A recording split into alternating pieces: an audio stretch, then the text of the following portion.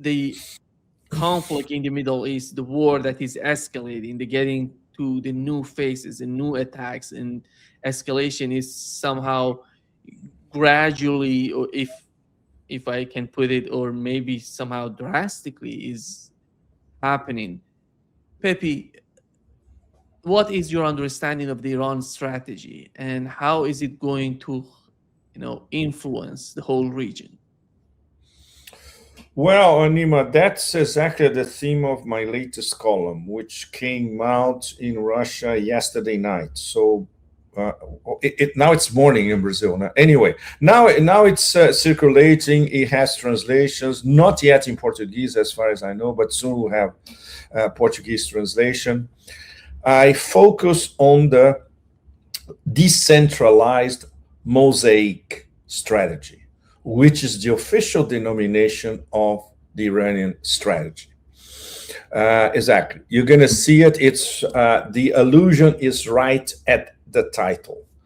And yes, it is a strategy of death by 1,000 cuts, to evoke our Chinese friends, against the Epstein syndicate, the US-Israel combo. And it's immensely sophisticated. And once again, it proves that's something that we have been analyzing since the start of the war, nearly a week ago. That was on a Saturday morning last week in Tehran. That this whole strategy has been fine-tuned, tweaked, perfected, sophisticated for months after the 12-day war. And of course, everything personally conducted by Ayatollah Khamenei. The overall design of the strategy is Ayatollah Khamenei's, with the top leadership in IRGC, some of them who were assassinated a week ago, and some of them who are still there. And that includes a 4-level tier of replacement for all these command and control posts and these commanders, regional commanders, etc. The decentralization of decisions. This means, for instance, a commander in Khuzestan or a commander in Iranian Azerbaijan, they are completely autonomous. They can make 5-second decisions on the spot without having to pick up the phone and call a central command in Tehran. That's the decentralized idea, and it's a mosaic, which is there is even a beautiful poetic, architectural, artistic component to it.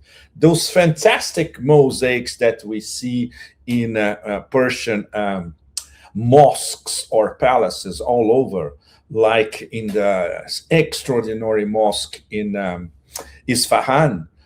This is it. You see this intricacy. You see how this is sculpted side by side with many angles. And this is exactly the overall principle of this strategy. And it allows fine-tuning as they proceed, which is exactly what they are doing throughout this week. Two very, very important points. The speed of implementation of the strategy. Nima and all of you all remember that half an hour after the decapitation strike against the residence of leader Ayatollah Khamenei, Iran unleashed its response. So this means that they learned from their mistakes during the 12-day war. Second, their grid was much better protected than during the 12-day war, where the grid had to be patched up by Russian technicians between 24 and 48 hours. So the response was immediate. It was devastating. The first day was absolutely devastating. They launched between missiles and drones 1,200 missiles and drones on day one. Of course, now it's much, much less, because now they are changing. There are two components. They are changing their strategy because they are starting to use their new generation missiles that started only yesterday night, Thursday night Asia time, Friday morning Asia timeline. And it's confirmed that this first batch of already thousands of missiles, they were using missiles that were produced 10 years ago, even more than that, 2012, 13, 14, according to the IRGC. Now they're going to start using progressively the new batches, missiles that were made these past 10 years, culminating later on with their state-of-the-art hypersonics. For the moment, they have been, if I'm not mistaken, they used only 2 or 3 hypersonics so far, not many, and for very, very precise targets inside Israel. So the whole picture of this decentralized mosaic structure is immensely impressive. Planning, technology, a selection of targets carefully curated, incremental, because some targets are being bombed over and over again until they are totally destroyed. And this applies especially to the US military bases, wherever they are, Kuwait, Bahrain, UAE, Qatar, etc. Some energy installations, very, very important. And of course, something that they are updating on the go, hotels that they are receiving US military personnel because they cannot stay in the bases anymore, they are targeting these hotels, wherever they are, especially Bahrain and UAE. And of course, installations, refineries, etc. There's still an enormous controversy about Tanura in Saudi Arabia, if it was really IRGC or if this was a false flag. Same thing about Azerbaijan. Azerbaijan is almost certain that it was a false flag for a number of reasons. Israel, Azerbaijan, very, very close connections. The fact that the Epstein Syndicate wants to bring Azerbaijan in the war to facilitate including Azerbaijan as a base for them to start attacking Iran from the west, from the southwest. So the whole picture is evolving very fast all the time. Iran is being pounded, there's no question. Tehran is being carpet bombed. We confirmed this with our friends on the spot, including our friend Professor Marandi. So the price to pay is horrendous, but it's not going to change the resolve of the whole system of government, continuity of government. Very, very important. Since the attack, since the assassination of Ayatollah Khamenei and some very important figures, the continuity of government is there. For instance, there is still a lot of debate on the new supreme leader.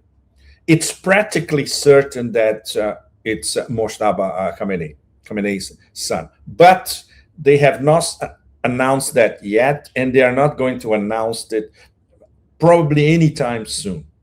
They're going to keep this, but for all practical purposes, we can consider that Moshtaba Khamenei is already in a position of coordinate a lot of tasks that used to be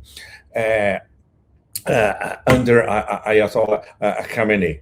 And of course, the other side, Barbaria, on the other side, they already said whoever is the new supreme leader is going to be killed. And obviously, Neo Caligula already said, I have to choose the new supreme. But in terms of imbecility, Nima, look, all right, he gets the imbeciliometer every day is broken by Neo Caligula, but this one is going to be very hard to beat. It's one of the most stupid declarations in terms of completely stupidity in terms of foreign policy and in terms of how a government process works, coming from anybody in the past 100 years or more. But okay, but that's what we expect from Barbaria, right? So Iran is, even if it's being pounded like hell, it's an immovable object. And once again, it's something that I have been stressing in several podcasts and in my columns indirectly. We are following two parallel tracks, which are not going to cross anytime soon. And they are going towards the finish line, but we don't know even when the finish line is and if there is a finish line. On one side is Iran must resist whatever it takes. And considering the sophistication of the decentralized mosaic strategy and everything that we are hearing from top commanders, from Arakshi himself, they will resist whatever it takes. And this is, Nima, and I'm sure you can confirm that, the mood, the popular mood all across Iran, everywhere, because it's an existential, people in Iran understand that this is an existential war. And the other track is extremely dangerous because some people with an IQ over 10 in the Beltway or in New York or in the Atlanticist sphere, certainly not the Zionists, because this is a bunch of apocalyptic cycles. So let's forget about them. I'm talking about the United States government and the government apparatus of the United States. A lot of people are already freaking out big time in several levels, especially with the approaching mega disaster for the global economy. All the conditions for a systemic breakdown of the global economy are already there. And of course, some people who are, if they have access to the White House, and many of them don't, because it's a small gangsterish clique that has access to Trump, we need to find a way out. We need to find an off ramp. We have no planning whatsoever. We got into this without, which is absolutely true. They got into this without with some pre-planning, but with zero post-planning, assuming that in a weekend they would decapitate the Iranian government, start a regime change, and everything will be wrapped up in a matter of 3 days before the opening of the markets this past Monday. So everything went wrong.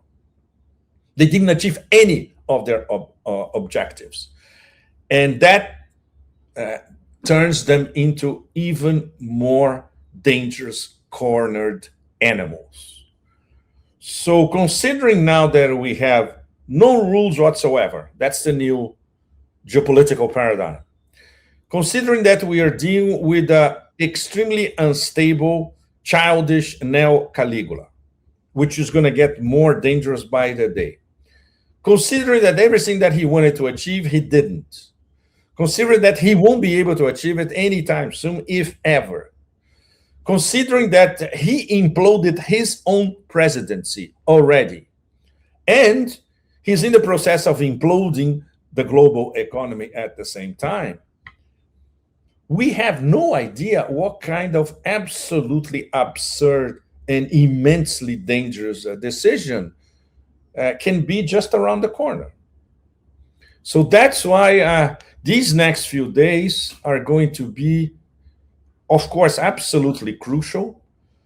There are already rumors in the Pentagon sphere, including the pathetic Secretary of Forever Wars, that this could go on for months, all the way to September. They cannot last all the way to September. They can barely last for the next 2 or 3 weeks. There will be no weapons after 3 weeks, 2 or 3 weeks. What are they going to do? They're going to bomb Iran with what? You know, with everything that is in Ukraine. It still won't be enough. And the Russians can advise the Iranians how to defend themselves, which they are already doing, by the way. This is one of the mini chapters of my column when I talk about the Astrakhan-Tehran corridor, through which the Russians are helping Iran, even considering the fact that Iran did not ask for help, Nima. Very important. This was reiterated by Putin only a few days ago. Of course, if Iran tacitly, directly asks Russia for some serious help, they will get it. And the Chinese, of course, their help is very discreet. And we know as well it's going on. Everything, satellite intel in real time, the Baidu satellite system, you name it. So that's where we are, Nima. These two parallel tracks. We don't know which one will reach a conclusion in the next few days, but this will condition the possibility of this war being diffused. And now there's enormous pressure from the Gulf itself, assuming that Neo Caligula listens to the Gulf, that he abandoned completely, and they are pissed. And finally, those stupid petromonarchies are finally understanding how the game works.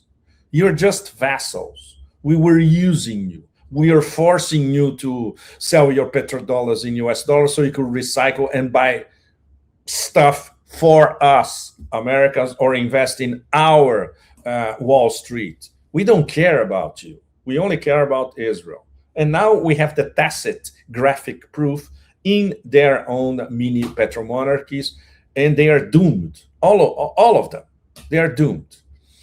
So you know the change of paradigm in West Asia only in a matter of 1 week is already radical, and we haven't even started talking about what could happen to the global economy in the next few days, right, Nima?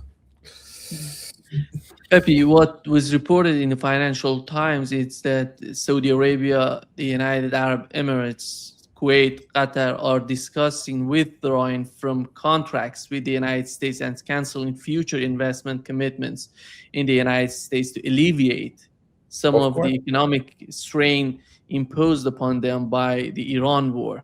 You know, this is the beginning. This is, this is just starting. And yes. These people have had no idea what the war could be and the nature of war. Because Iranians, you remember, Iranians were talking about this. If the war starts, we're gonna hit all of the American bases, and they're literally just wiping out all these bases in the, in these Arab states in the Persian Gulf. And I think the huge doubt in the mind of these Arab states: what is the future for us?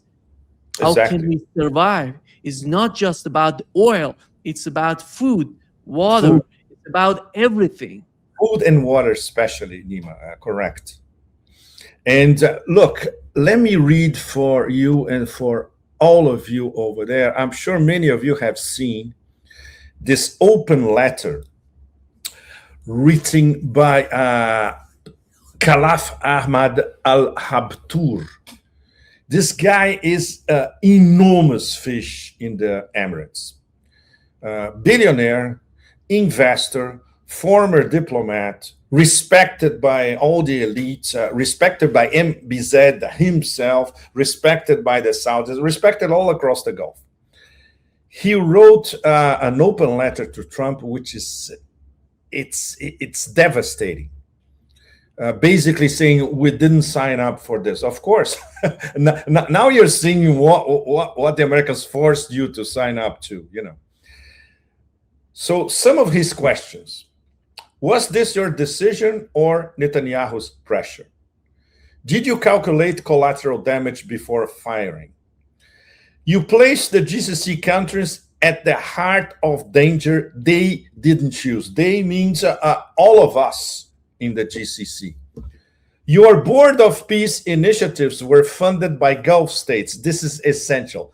All the money for that piece of shit board, the board of peace of Trump and that ghastly Jared Kushner, the money for all that came from the Gulf. You promised no wars. You've conducted operations in 7 countries, including Somalia, Iraq, Yemen, Nigeria, Syria, Iran, and Venezuela. Your approval rating is down 9% in 400 days. And maybe this is the key point. Before the ink has dried on your board of peace initiative, we find ourselves facing military escalation that endangers the entire region.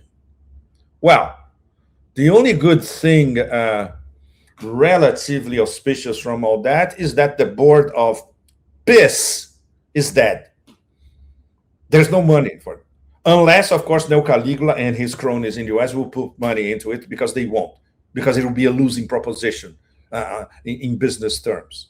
So that's it. Not only he destroyed his own initiative to bypass the United Nations, all that crap, he destroyed forever the element of trust among Arabs in the Gulf. Okay, these petromonarchies, most of them may be a bunch of gangsters, and they are. I've been to all of them, and they are a bunch of gangsters. All of us who have been to the UAE, to Qatar, we know it, but Bahrain especially, we know who these people are. So the element of trust is broken. Not to mention their economies are broken, and their business model is broken. And that's where we get to the key of the whole equation, Anima, and all of you. The business model is how the petrodollar works. So after that, there's going to be a completely different story. These gangsters who have seen, the how does the game work? They will stop using the petrodollar and selling their energy in dollars and buying stuff that goes to the American economy or to Wall Street. They're going to start looking for alternatives. And that's where, guess what? Russia steps in. Because Russia is on good terms with everybody in West Asia, in the Gulf, etc. So the role of Russia, depending on how the situation evolves, is going to be multi-level and immensely important. To start with, guess who controls OPEC Plus now already? Russia. And if we push this a little further, guess who's in charge of OPEC right now? Already Russia. So that's it. The most important member in OPEC and in OPEC Plus from now on is Russia. So they can dictate the terms to both cartels, in fact. And of course, knowing the Russians, of course, they're going to be very lenient, accommodating, but they're going to tell all these people, like, very, very important, the collective phone call of Putin at the beginning of this week with all of them. Guess where they discussed? There were no leaks about what they really discussed. We can imagine what they discussed. We can imagine them desperately asking Putin for some sort of mediation. After all, Putin can talk to that desk cult in West Asia, and Putin can pick up the phone and talk directly to Trump anytime. So he could be a serious mediator. The thing is the Kremlin interested in a mediation? No. To be blunt, the Kremlin wants to see the smashing of the US presence in West Asia as much as Iran and as much as China. And that's where the three BRICS connect in the geoeconomic financial sphere. What's already happening for them is, of course, if we discount the horrible things that are happening to the Iranian civilian population and to the Lebanese civilian population, not to mention Gaza, is that Iran, Russia, and China are watching live in real time, lightning quick, very fast, the collapse of US influence all across West Asia.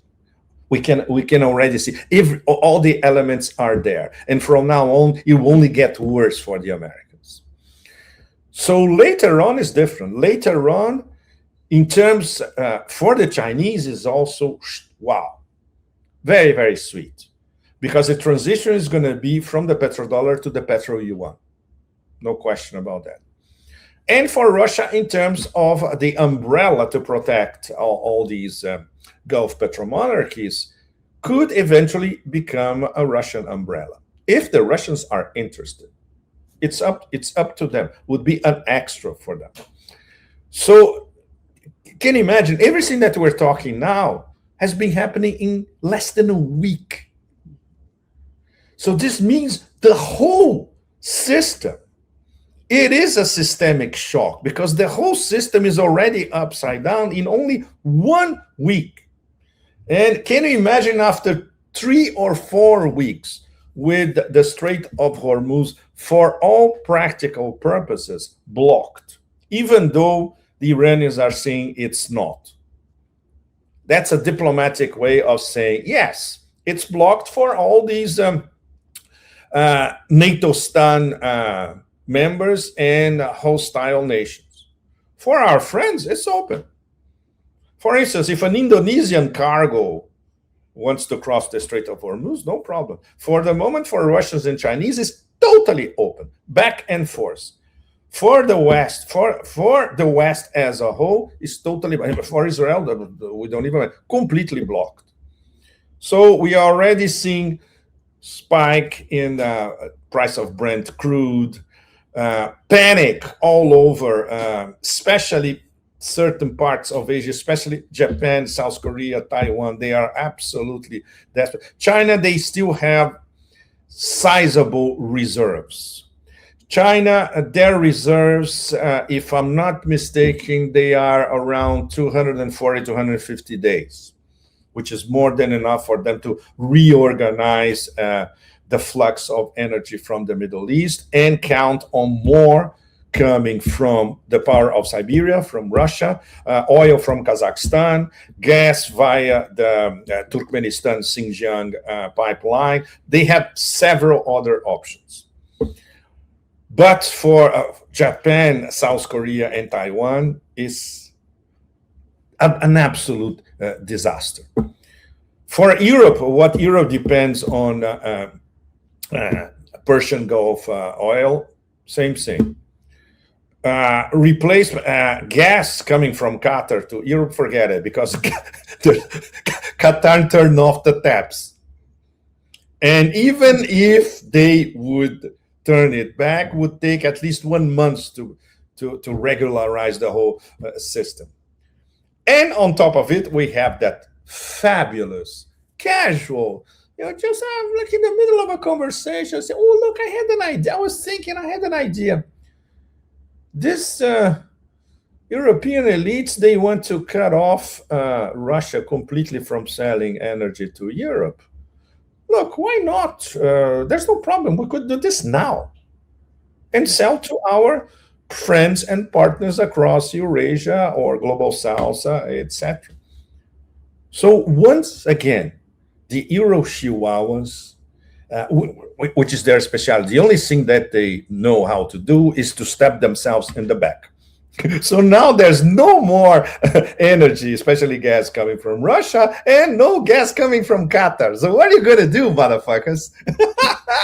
Okay, start laughing because you're going down completely, even faster than before. All that, Nima, in less than a week.